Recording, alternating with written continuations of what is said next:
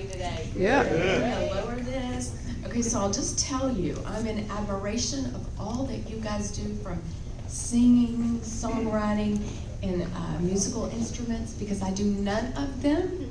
And so you're wondering, okay, so why does someone that has none of that background run and is now the executive director of the Levitt Pavilion Arlington? So kind of what I'm doing here today, David asked me to tell a little bit about myself and then talk about what we have going on in 2020 at the Levitt Pavilion. And then that might help make a little more sense, or it might not, but I think it will. So I was born in Highpoint, Texas, but I was raised here in Arlington since I was 6 months old. So I love Arlington. I currently live in Mansfield, and there's so much crossover between the two, so I kind of think that sometimes they just blend together, and I enjoy every bit of that. And today with me, I have Kathy O'Neill. She's our Director of Communications. Kathy, thanks for coming out. Because I haven't even been at the Levitt for 2 months, Kathy is here to answer during Q&A if there are anything that I might not know, and I'll just tell you, there's a lot I probably don't know yet. So we're in the learning process. And then I also have my granddaughter, and she'll be handing out tote bags and business cards if you need them. She's a great assistant, Addison. Thank you. And my daughter and my mother. So thank y'all for coming and supporting. And just to give Mark Joeckel and I, several years ago with the Arlington Chamber of Commerce, he was a real cheerleader for women's organizations, and actually gathered Beth Owens and another Cindy Dow and I together to form the Women's Alliance at the Arlington Chamber of Commerce. So we have worked together, and he is definitely a go-getter, and I'm looking forward to partnering with him to see what we can do with music down in downtown Arlington. So that's going to be exciting. So I'm gonna hold this if y'all don't mind. And Jesse Spradlin, are you still here? Yeah. Oh my gosh! So last night I listened to you. Oh, it was great, and then in live it's even better. I was like, oh. So nice job, very nice job. And then I look forward later to hearing Highpoint. So those are so exciting. Again, to tell you a little bit about, so growing up, so in elementary school, you know, you're in choir and you're in the little music class, and I couldn't play any instruments, and all I could do is be in awe of all the people around me. So I think at that point is when it started, that I started looking around at artists and music, and I grew up in a family that loves music. My stepdad is probably the leader in that, and the Leonard Skinner, the Doobie Brothers. I mean, I grew up listening to all of that music. And then as time kind of went on, in 1975, my first concert was Freddie Fender and Janie Fricke. And I even have pictures. Yes, that was very important to me. I was in awe of them then. And in 75, I'm not going to tell you how old I was. Well, elementary. Anyway, so then after that, in the 70s, in 1977, it was Willie Nelson, and of course I got to meet Willie, and I was loving that moment and just hearing their music and their voice and their stories, and it made such an impact on a young girl. And then at the what used to be Rangers Stadium, there was a concert with Waylon Jennings, and I was in the stadium stands with my grandparents in the rain as my mom and my stepdad were down on the field and doing all the cool backstage stuff. And I remember thinking, that's where I want to be. I want to be a part of all that. That was just a vibe that I knew as a young age that I wanted to be a part of. So then forward on, as you get a little older and you're in high school, and I grew up in Arlington, so I'm a Southeast Arlington gal. I'm a Sam Houston Texan. And Texans, right? And so we would get on I-30 and travel to Dallas to Reunion Arena, where I saw Ozzy Osbourne, Journey, Molly Hatchet. I mean, and the list goes on. I mean, I don't know, should my parents let me go out at 15 and 16? Mom, was that a good idea? I don't know, we stayed out of trouble, but we heard some fabulous music in this area. So is there a favorite genre of mine? Not necessarily. I like country, I like rock. I really like anything that has a beat and a vibe that I can just move to. So I love all kinds of music. So when this, I guess then even forward into my career, so at the Parks at Arlington, I was marketing manager, and there as marketing manager, my job was to drive traffic to the mall, and always numbers and revenue was always very important, and you'll see that that still carries through to me now. But back then, we had the KLTY Brown Bag Series, where we brought in Phillips, Craig and Dean, FFA, I think it was FFA, I'm trying to remember, Jackie Vasquez. So we had some Christian artists coming through, and it was fabulous. And then we had NSYNC. Actually, right before they broke, they came in. They didn't perform, but they were in our common areas. So just anytime I had an opportunity to tie in a music with anything that I've done is what it's just been a passion of mine. So I was on the board of Boys and Girls Club, and we had a luncheon that I was the chair of, and instead of just bringing in a speaker, we brought in Ruben Studdard. And we not only did he speak, but then he also sang to our group, because I just felt like that would even tell a story more. If he could tell his story in words and then sing it in music, it was just going to be fabulous, and it was. It was a great show. We had Max Stalling at a golf tournament for Boys and Girls Club. So all along, this is like a central theme. And then you get down to the Mansfield Chamber of Commerce. I was the president of the chamber for years. And we had a hometown festival. And when I first got there, of course, as a new person coming in, everybody wants to see, what are you going to do next? How are you going to take it to the next level? So at our hometown festival, we brought in one of the radio stations, and then we brought in Tommy Alberson, Max Stalling, and Kelly Willis. So it was like, no, we've got to just ramp it up and get that music out there for everybody in the community to hear. So if you'll just see that, that's kind of the history and why the passion's there, the love for music, watching people enjoy it. And again, I'm in awe of each and every one of you that can do that. I mean, I mouth in church. I mean, I do. Now I do like the church music now, because they do it so loud that they really can't hear you. But so if you see me just staring at you a lot, or creep in on your Facebooks and your Instagrams if you're in music, it's because I'm in awe and I love it. So I'll make a point to try to connect with each and every one of you. So with regard to the Levitt and what we have going on, let me just flip the page here, because I don't want to miss anything. Okay, so our season opens May 15th. And we are already booking artists right now, so it's really we've been fast and furious since Rich Treat is our production manager. He's been with us 10 years. Kathy's been with us 10 years. I mean, these guys, they're like a machine. They're going all the time. So Rich is already, we're already thinking about what are we gonna do in 2021. And so we don't even have the artists yet all booked for this year. But so far we have the directors coming in. We have Max Stalling, we have Hayes Carl, Radney Foster, we have Brave Combo again, Ray Wally Hubbard, and UTA Jazz, and of course AISD brings their production group out and they perform as well. So we've got a lot of work to do in the next few weeks to get that calendar out to everybody. I know Kathy kind of pushes us, come on guys, get it going, so we can get those calendars out. And then we also have 4 movie nights coming. To lift this up, sorry guys, and I don't have my glasses. So, and so all of these things that we do at the Levitt are all at no cost to anyone in the community. So that's what's amazing, that they can come sit out on this. How many here has been to the Levitt? Pretty much everybody, right? So do we love it? Yeah. Yes, absolutely. Thank you. I agree. So our benefit concert, we will have one benefit concert, and that'll be on October 10th, and soon we'll be releasing that artist, and you'll be excited to hear, I believe. So I can't wait. We'll announce that on February the 14th, so be looking for that.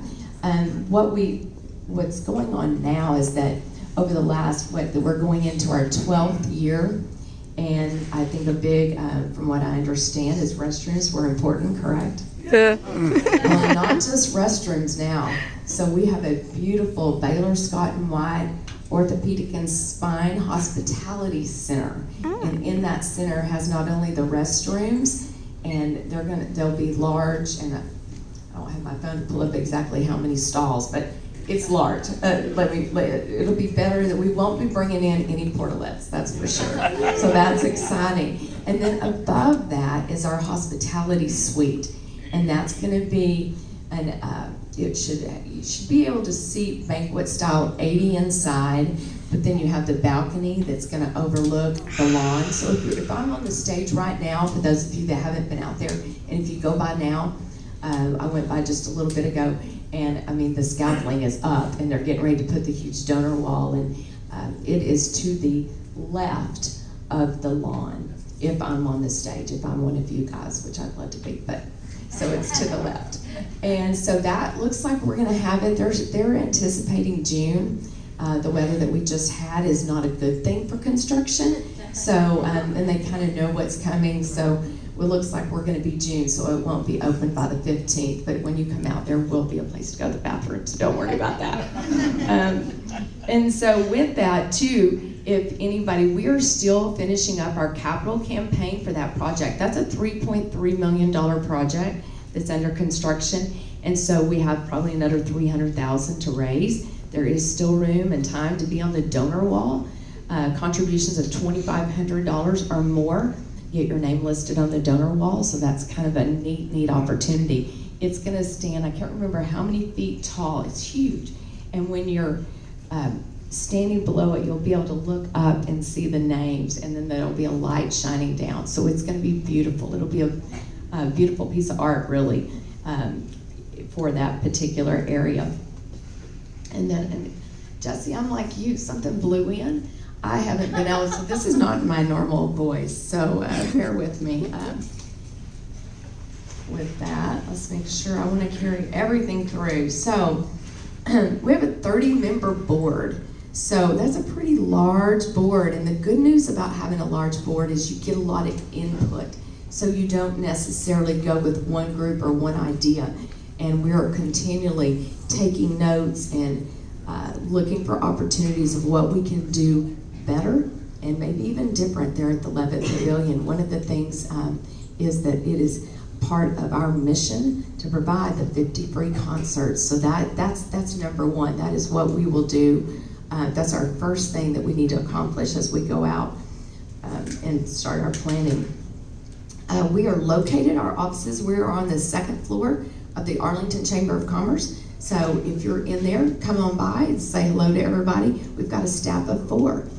Patty Dew was the previous executive director. I'm sure many of you know Patty. Patty announced retirement last year, and she is finished up with us and is enjoying retirement. So I actually got to work with Patty, as in that I have a banking background, and we were a sponsor of the Levitt many times. So I was on different sides of the Levitt, but never on the stage. Anyway, never on the stage. So this year, Jake Gilligan's, of course, Randy Ford is always a big cheerleader, and he'll be coming back again, and there'll be our food vendor, and we're excited about that.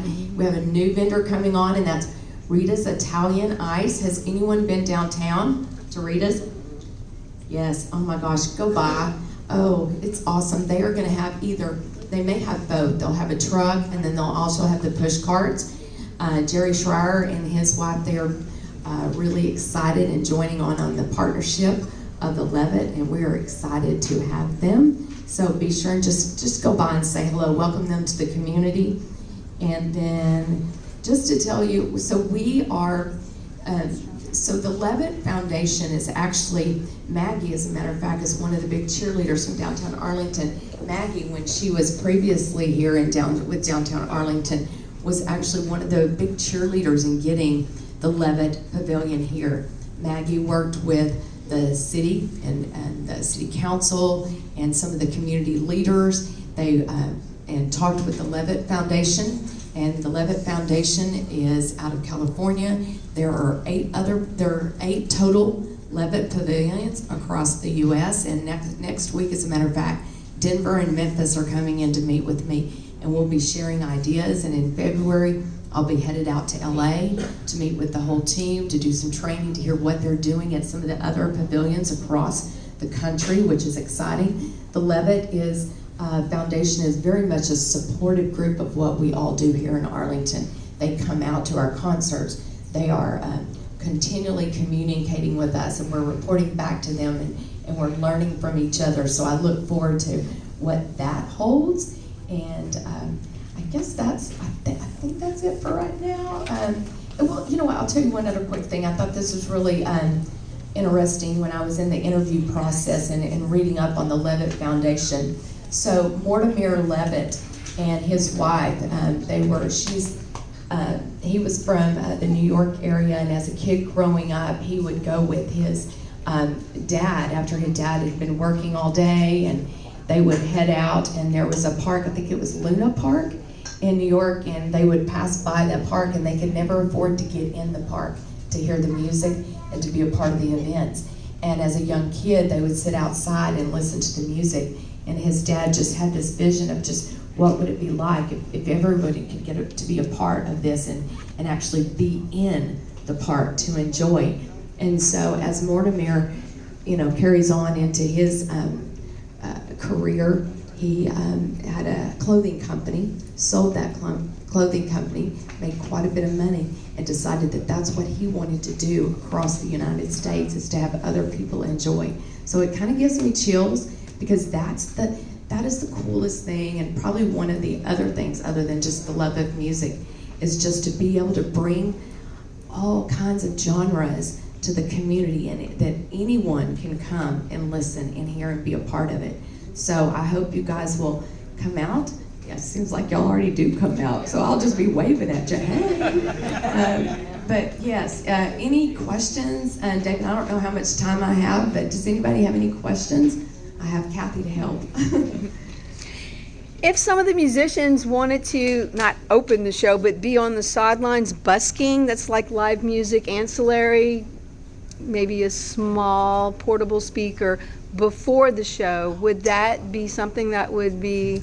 So probably we're contemplating right now bringing in some local, maybe opening acts. We don't know what that's going to look like yet. Again, I'm not even 2 months in, and then we had the holiday break, but that is a part of our thought process, is that how can we, like with the Arlington Music Hall, how can we support the local artists? And that is on our radar. So I just don't know what it's going to play out to. I don't know whether it's 10 shows, I don't know whether it's 20, and what shows those are, but it's in our thought process for sure. You bet, thanks for the question. Yes? Where are you going to be in Los Angeles? We're actually, where we're staying, Where you're meeting? so we will meet at the hotel, and then we will go out to actually the home of Liz Levitt, which is their daughter, who's now running the foundation, since they've both since passed away. And then but most of the work will be done at the hotel. Where's the hotel? It's the, I think it's the Gaylord, the Galen Hotel. Yes, Maggie? I was just going to ask you to remind everybody where your funding comes from, and whether or not the Abrams project has had an impact of what needs to happen this year. So regarding funding, so I'll tell you a couple things. So we have an operating budget, and then we have a capital campaign budget. So I told you that we're still looking for about $300,000 on our capital campaign budget, and then we have an operating budget, and that comes from corporations, that comes from individual donors, and that comes from foundations. And a big part of that is, I'll tell you what, Baylor, Scott and White Spine and Orthopedic and Spine Hospital are huge supporters of what we do. The Arlington Tomorrow Foundation, another huge supporter. It's just that the partnership with the city is just fabulous. We work really close with Parks and Recreation. And so at our facility, so part of the revenue can come from sponsorships, it can come from individual donors, it can come from foundations and grants. Kathy works really, really hard on that, which is amazing, the work that she does there. And then, it's other, looking for, like Mark is looking at for other, there you are, Mark back there, let's point back here, is other revenue sources, and that's with our hospitality suite, which we'll be leasing or renting out, so that'll be available for meetings, banquets, weddings, so those are other things that we look to generate revenue. There's a chance that, maybe in 2021 we may have a couple of paid concerts, again, as a fundraiser to fund the operating of what we do. We have not only do we have Rich, our production manager, who's been there 10 years, but we have a production crew, and they're fabulous. And so we've really got a really tight staff, there's just 4 of us, but then we've got a great production crew that help make it happen, and volunteers. Matter of fact, if you're interested in volunteering, we're always looking for volunteers as well. Yes, back there. I'll second that. Your sound guy was the best sound guy we've had in 10 years. He was fantastic. Awesome, great, thank you. I'll tell Rich, because, I told him. yeah, he I want works. to tell everybody else, if you're looking for a sound guy, track that guy down. Yeah, he really, he does some work with Granada too, but he's ours, okay. Let me just get that straight. We don't want him going anywhere. But, any other questions? Does that answer enough, Maggie? Has that got it? Okay. Yes? Hi, Letatia. Thank you so much for coming. Oh, you bet. How much impact do you see from the school, like UTA, as far as the attendees or employees? So I'll tell you, that's an interesting, so we do not get as much attendance from UTA. We get support from UTA as a university as far as from a revenue standpoint, but we don't get the students. And is there a desire? And yes, and in talking with the city, would we like to see more of that partnership? Absolutely. Will we be working to do that and see what that looks like? Yes. I mean, even if that means, a lot of, how old are you? Do you mind me asking? I'm 25. I graduated. Okay, you're a baby. I call them pups. I love pups. I wish I was a pup.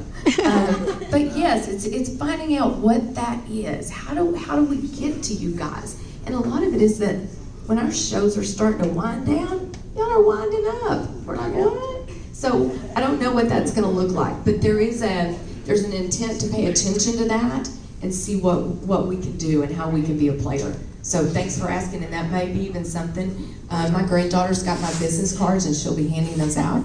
So get in touch with me, and maybe you have some ideas to share. It'd be great. So excited. Oh, Kathy. I would love to have more people from UTA come over. And when we first started out, like 12 years ago, and we were on campus, we went to every activity thing, we passed out those calendars, we had calendars in the dorms, we were in the activity center. Nobody, I don't know what to do other than knock on all the dorm rooms and say, come with me. But so if you have insight to that, I would love to hear it, because I advertise in the Shorthorn, I've been on UTA radio, we just can't get the students to walk over there. So I don't know what that looks like either. If you can help us with that, it would be awesome, because we really need more people. The students we do get is because they go, we walked outside and we heard the music. So they wander over there, which is awesome. But if you could get more students, we would love it. The other thing I wanted to mention was, Meg had asked about construction and the impact it's had on us. It has had a huge impact on our attendance for the last 2 seasons. And those of you who cannot stand finding construction and trying to find a place to park, hello, that's what's happened to our attendance the last 2 years. So we're really looking at this year being kind of a rebuilding year when the construction is fading out and that area is easier to navigate. We want everybody to come back out to the Levitt, and that's what we're really going to be pushing this year, to kind of get people in the habit of coming back out there, because construction is going away and everything is going to be so much easier again. So please keep that in mind. It is not hard to get to the Levitt. There's still plenty of parking. Please tell everybody to please keep coming in. Thank you so much. Appreciate that. Great, thank you all. Any other questions? We're good? David, we're good? I'm looking forward to Highpoint. Okay. Yeah. Great. Yeah, right? Woohoo! I listened to y'all too last night. Yeah. You know what?